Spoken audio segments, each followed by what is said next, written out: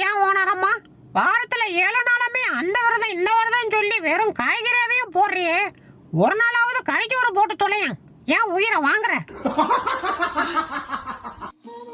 ஐர மீனின் அம்பானியே, கெளுத்தி மீனின் கோடீஸ்வரனே, வணக்கம். 2 மீன் தூக்கி போறது இப்படியே.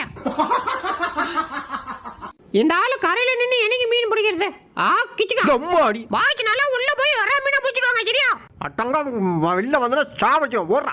அச்சோ பாய் தொப்பிட்டு போட்டி போறங்க. என்னங்க வச்சிங்க?